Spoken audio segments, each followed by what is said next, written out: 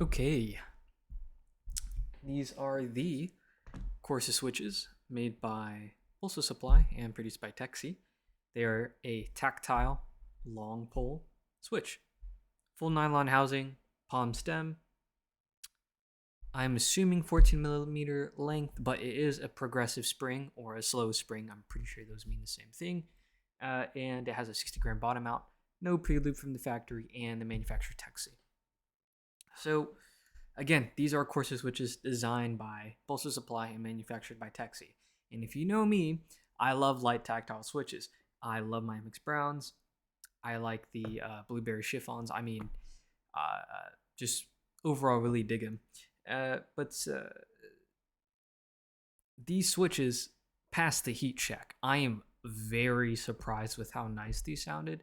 Kind of like how I was surprised with the Chiffons, but these even more so.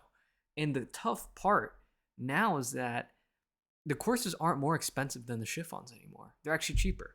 I looked them up, and the Corsa is 50 cents a switch, while the Chiffons are 65 cents a switch.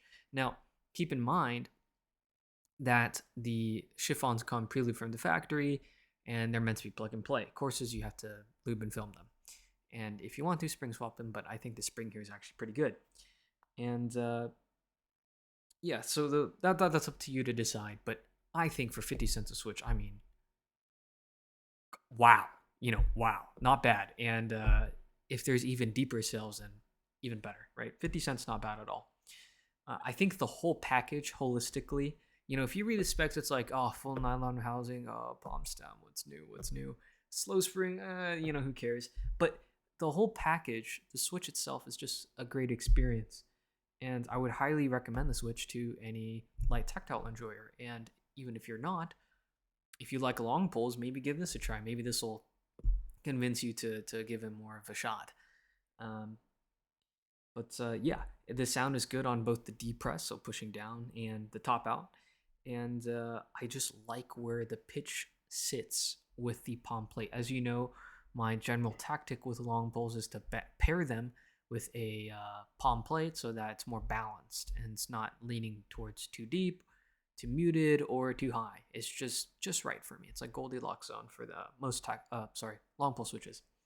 And I think it definitely did its magic here. And as for scratch, I think there is some. I really had to listen for it, but I think there's some. You hear it, but I don't really feel it when I type. So it might be more of an auditory thing than anything, but I think it adds character. It doesn't really bother me. I'm very used to it from cherry switches. If you hate even the sound of scratch, I guess break these in on a machine or something, but like it's really not that bad, And the big question, would I keep it in my Hero? 100%, no questions asked. I'm not trying to shill this switch by any means. I know it sounds like I'm shilling it, and I admit it. I'm weak to light tactiles that are good, but I genuinely think for the price, especially now that's discounted, it's a very reasonable ask for the quality. So yeah, I'm probably gonna put these in the KFCE because I had a palm plate cut for that too, along with my big bundle of plates I got from P3D. And I think that'll be a good excuse to try the palm plate in the KFCE, which I don't see a lot of actually. I think there's some sound tests out there, but not enough. So I'll try that, and I can only imagine how it's going to sound in top mount. I feel like it's going to be really poppy, very, very good. So yeah, there's that.